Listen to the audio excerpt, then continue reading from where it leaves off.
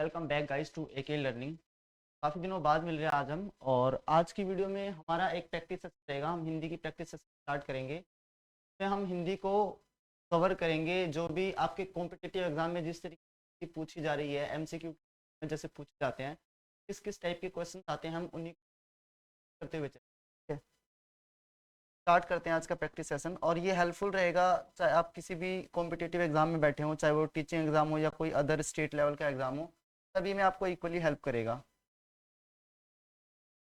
तो देखो, सबसे पहला हम जो सबसे बेसिक है, हमारा जो सबसे बेसिक और important है, जैसे कि वर्णमाला है, पहला टॉपिक होता है ना, देखा। तो यहीं से हम स्टार्ट करें इसकी प्रैक्टिस। देखो, इसमें जो सबसे पहला क्वेश्चन है हमारा, होपफुली आपको क्वेश्चन दिख रहा होगा अच्छे से। देखो, पहला क्वेश्चन क्या बोल रहा है, निम्नलिखित में से सभी स्पर्श व्यंजन कौन से वर्ग में है।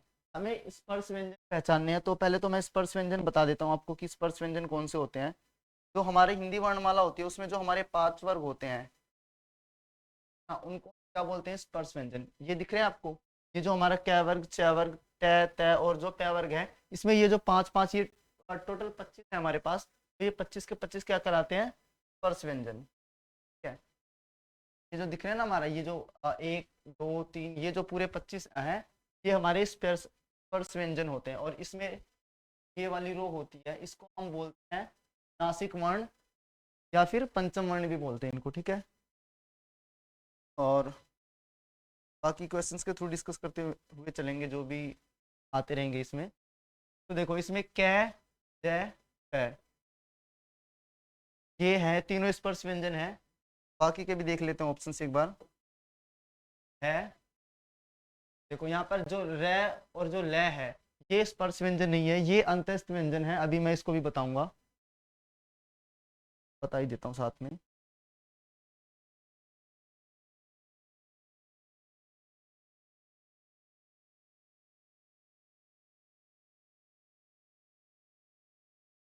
अंतस्थ व्यंजन,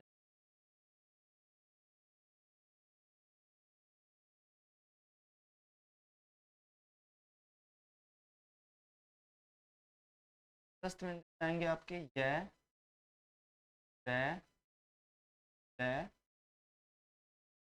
ठीक है, तो ये चारों आपके हैं अंतस्थ व्यंजन। आ जाते हैं वापस अपने क्वेश्चन पे।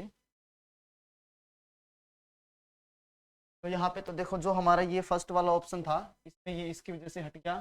सर ये से हट गया। से और है, ये तीनों टाइप के जो हमारे सलगम से होते हैं, सलगम वाला, शपेरा वाला और जो ये षटकोण वाला से होता है, ये ऊष्म व्यंजन में आते हैं। और यहाँ पे भी ये देखो, ये ऊष्म व्यंजन आ गया। तो हमारे पास सही ऑप्शन कौन सा बचा, ये वाला है ना। ये जो हमारा ए ऑप्शन है, ये राइट ऑप्शन है। ठीक है, होपफुली आपको समझ में आया होगा।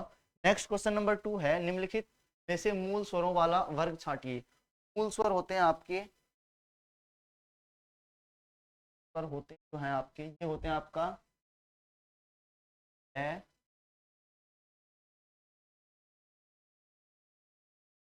और जो ये आपका, ये चारों आपके मूल स्वर होते हैं। ठीक है, तो देखो कहाँ पे इसमें मूल स्वर, देखो ये वाला।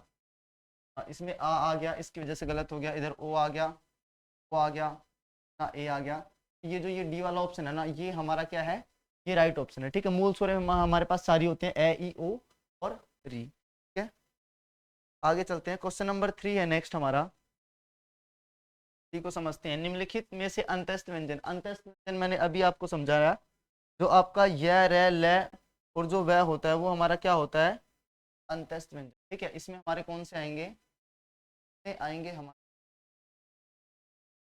चार आते हैं।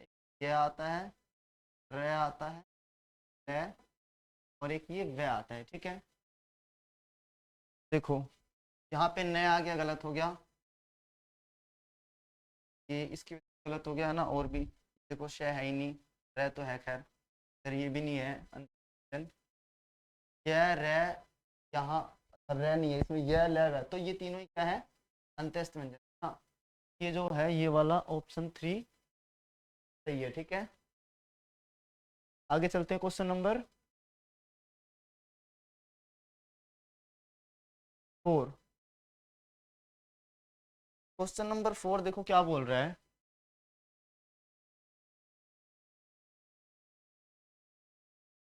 निम्नलिखित में से जिस वर्ग में सभी स्वर दीर्घ हैं, के चुनिए। दीर्घ होते हैं आपके बड़े वाले स्वर, दीर्घ बता देता हूँ। हाँ, जो दीर्घ स्वर होते हैं आपके,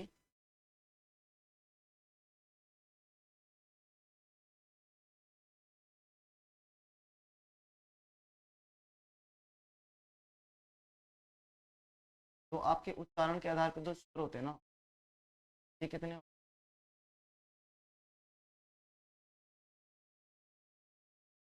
ये आपके तीन होते हैं। एक तो आता है आपका ह्रस्व, दूसरा होता है आपका दीर्घ, तीसरा होता है आपका, ह्रस्व में आते हैं आपका जो मूल होता है ए, है ना, ये आपके किस में आ जाते हैं, ये आपके ह्रस्व स्वर में आ जाते हैं। दीर्घ में जो बाकी बच गए, आ जाएगा, है ना, बड़ी ई आ जाएगा, वो आ जाएगा, ए, आई, इधर से ऊ, औ, है ना, और री भी इसी में आ जाएगा। यहाँ पर आता है आपका ओ, जहाँ पर बहुत सबसे ज्यादा समय लगता है बोलने में, इसमें प्लुत स्वर में, दीर्घ में उससे ज्यादा समय, और सबसे कम लगता है ह्रस्व में। ठीक है, तो हमें क्या पहचानना था, दीर्घ स्वर पहचानने थे हमें। आ जाओ वापिस।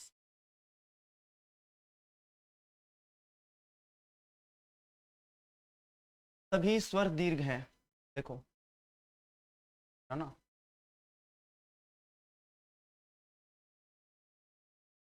ये देखो, आ भी दीर्घ है, ई भी दीर्घ है, और ये ऊ भी दीर्घ है ना, तो ये वाला ऑप्शन सही है। बाकी इधर देखो, ये मूल स्वर, ये ह्रस्व स्वर हो गया, और इधर भी ह्रस्व स्वर आ गया।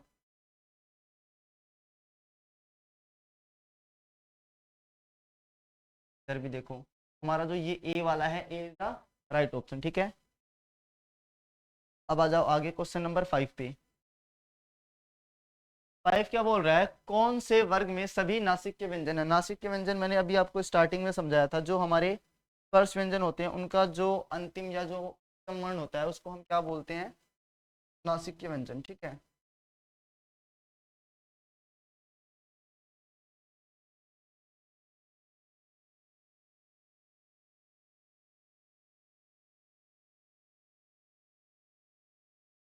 ये तो हमारे ये पांच है ना, एक दो चार पांच, ये जो अंतिम जो पांच वर्ण होते हैं इनको हम बोलते हैं पंचम वर्ण या फिर नासिक वर्ण।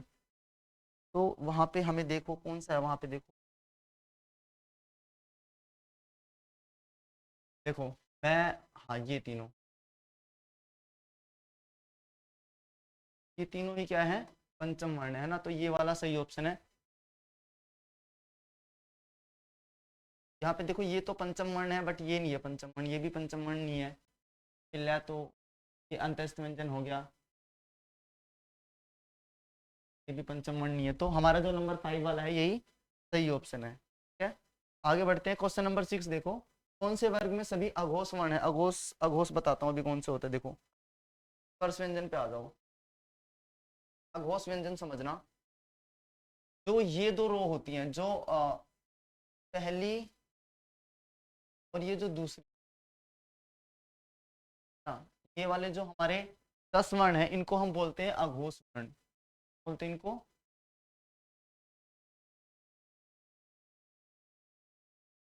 और ये जो बाकी के हमारी ये जो तीन जो है ना, ये जो 15 वर्ण है हमारे, इनको हम बोलते हैं, क्या बोलते हैं, इनको हम घोष वर्ण बोलते हैं। बात समझ में आई।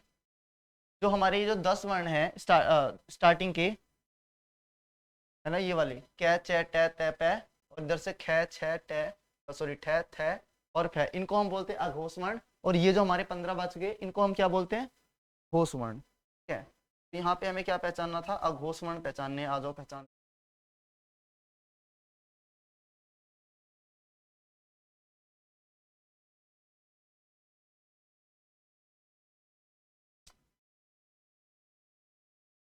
पहली दो लाइन होती है, तो ये देखो, तय, तय का, तय का पहला हो गया, तय छ, इधर से छह भी हो गया है, इधर ये भी हो गया है ना, तो ये जय में आएगा, ये उसमें आ जाएगा, घोष में आ जाएगा, है ना, ये घोष नहीं है। इधर से ये देखो, ये भी घोष में आ गया, ये तो उसका अंत्यस्थ व्यंजन का आ गया, ठीक है। हमारा जो ये वाला ऑप्शन है, ये जो नंबर ऑप्शन नंबर बी है, B is the right option, ठीक है। आगे चलते हैं हम। अब आ जाओ इधर, कौन से वर्ग में दीर्घ स्वर नहीं है? दीर्घ स्वर पहचानो भाई। दीर्घ स्वर अभी मैंने समझाया था आपको, देखो आ दीर्घ स्वर है, ये ई दीर्घ स्वर नहीं है, ये क्या है? ये ह्रस्व स्वर है, ठीक है। इधर देखो, ये ई दीर्घ स्वर है, आ, ये भी दीर्घ स्वर नहीं है।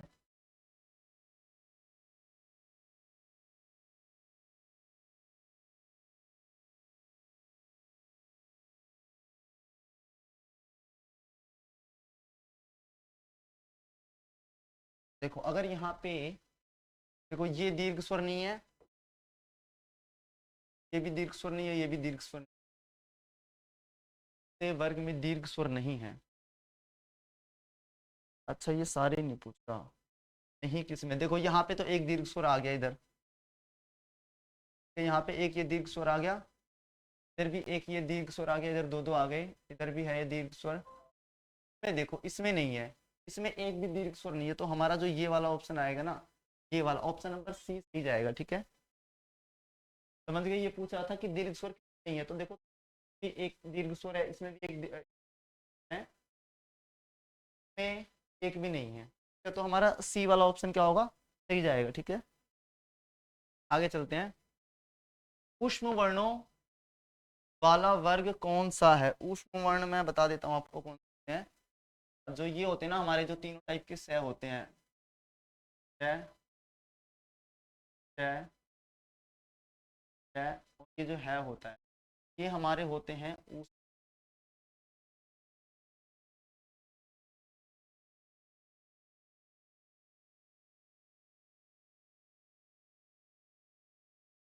वर्णों वाला वर्ग कौन सा है? देखो ये रहा, ये मिल गया ना पहला, ठीक है। ये ल, र और व, ये कौन से हैं? ये हमारे अंतस्थ व्यंजन, ठीक है। ये हमारे तो हमारा 11 का जो होगा ऑप्शन नंबर ए सही होगा, ठीक है। बात आपको समझ आ रही होगी। अब क्वेश्चन नंबर 12 देखो, कंचन शब्द में अनुस्वार की जगह कौन सा व्यंजन है? ये करने के लिए आपको इसका पहले विच्छेद करना पड़ेगा। देखो अगर आप कंचन का विच्छेद करोगे ना,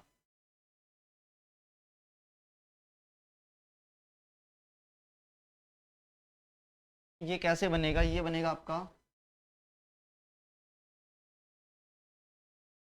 ये क्या, इसका वर्ण विन्यास करना है हमें।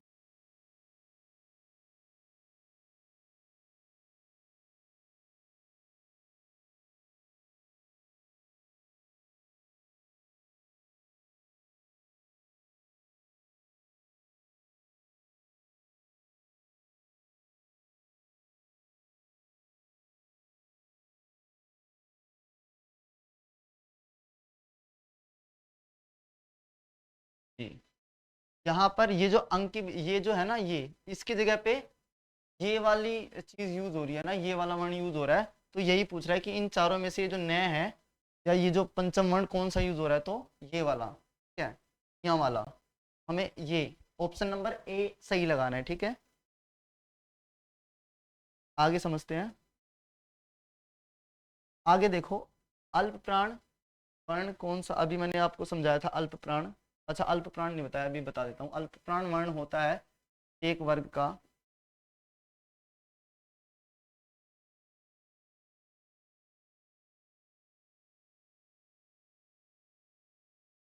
अब यहाँ पर अल्प,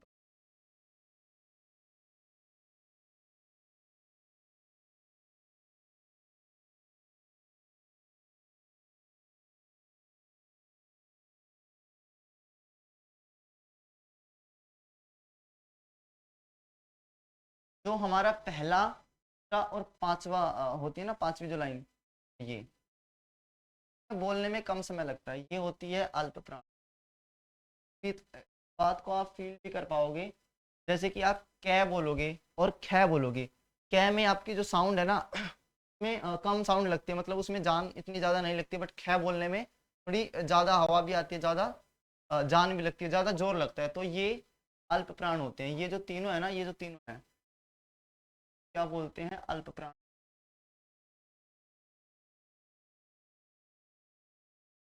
प्राण कम लगे। और ये जो दो बच गई, दूसरी और चौथी ना, जो ये वाली हैं, इनको हम बोलते हैं, तो अपन महाप्राण बोलते हैं, ठीक है। तो ये दोनों है ना, इसको हम बोलते हैं महाप्राण, हाँ प्राण, ठीक है। अब आते हैं क्वेश्चन पे अपने।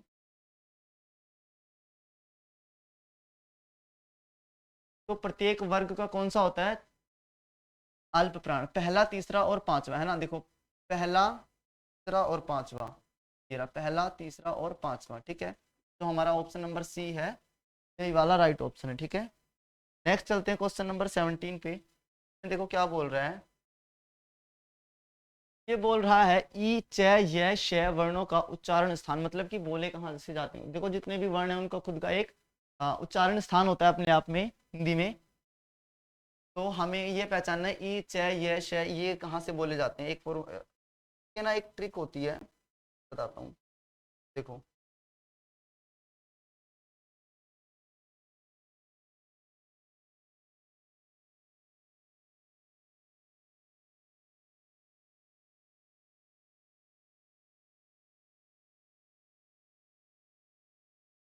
ये नाम को बोला जाता है तालव्य। अब तालव्य से बोली जाने वाली ध्वनियां हैं। यहाँ पर ई का क्या मतलब है, एक तो ई, यहाँ पर देखना एक बार ध्यान से, ये जो है, जो आपका ई है,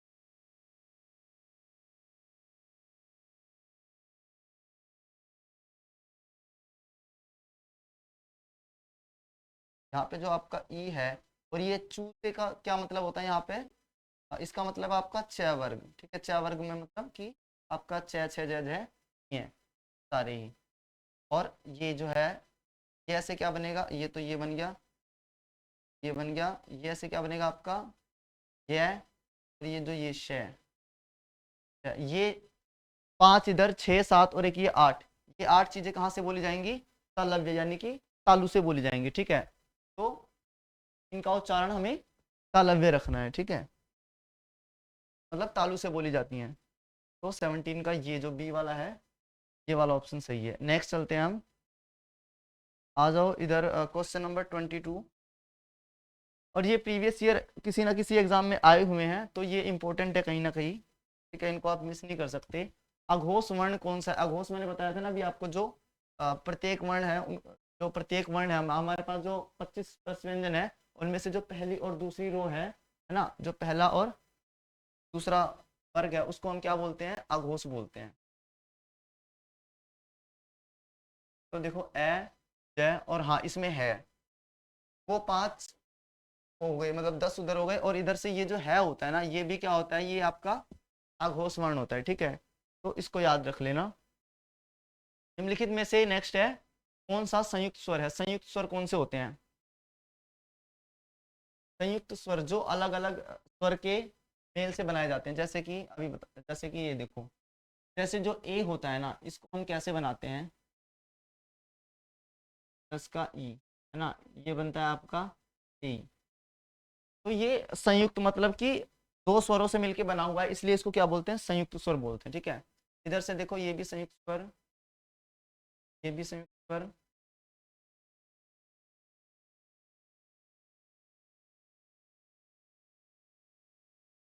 ए,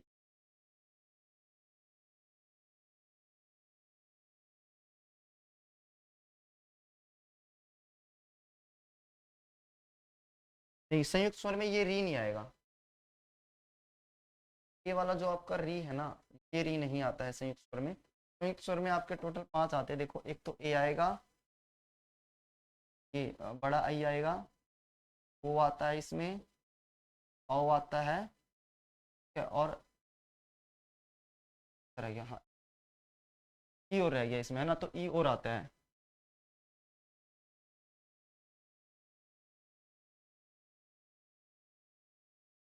देखो ये री की वजह से गलत हो गया, ए आ संयुक्त स्वर नहीं है, ये दीर्घ स्वर में आ जाएगा। और इधर से ये भी नहीं है, यहाँ पर अगर री, यहाँ पर ये चारों ही क्या है, ये आपके संयुक्त स्वर है, ठीक है।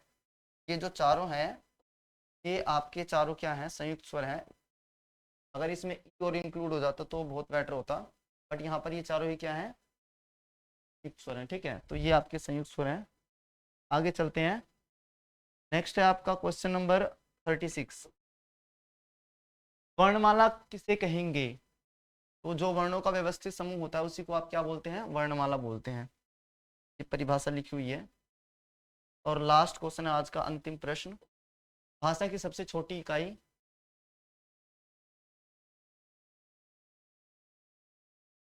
जब तक आपके ऑप्शन में ये ध्वनि है तब तक सबसे जो आपकी छोटी इकाई होगी वो क्या होगी, ध्वनि। ये क्या होगी? अगर मान लो ध्वनि नहीं है ऑप्शन में तो आपको क्या लगाना है, वर्ण। वर्ण भी नहीं है तो क्या लगाना आपको, अक्षर। समझ गए? तो यहाँ पे देखो कौन सा ऑप्शन है, ध्वनि नहीं है तो हम क्या करेंगे, वर्ण, वर्ण को सेलेक्ट करेंगे। ठीक है, तो होपफुली आपको ये क्वेश्चंस आपको समझ में आए होंगे। ठीक है, और अगर आपको ये जो हिंदी वाला जो ये वर्णमाला वाला टॉपिक है अगर आपको डिटेल में चाहिए तो आप कमेंट बॉक्स में मेंशन कर सकते हो, तो कंप्लीट वीडियो भी आ जाएगी। बाकी इसी तरीके से हम प्रैक्टिस सेशन करते रहेंगे। ठीक है, तो चैनल को लाइक और शेयर कर सकते हैं आप। मिलते हैं फिर नेक्स्ट वीडियो में किसी नए टॉपिक के साथ।